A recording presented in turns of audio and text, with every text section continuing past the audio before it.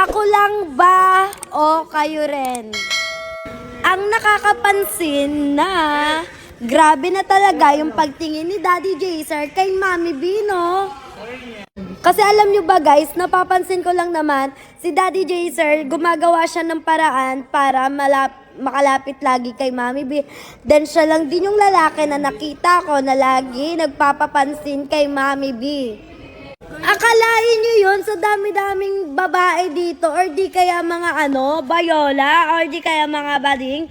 Tapos si Mami B yung nagustuhan niya. Alam nyo ba, bagay na bagay talaga sila ni Mami B. Totoo lang.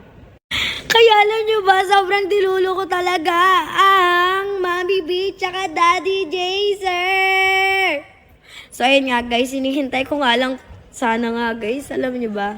Ito lang talaga wish ko Dahil support naman ako kay Daddy Jaser. Ito lang hinihintay ko. Mag-jowa challenge silang dalawa.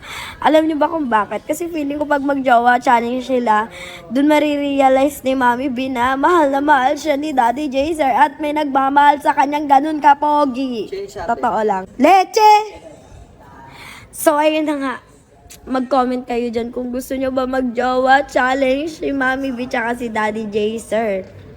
And mag-comment din kayo ng BJ kung gusto nyo silang mag-jowa challenge.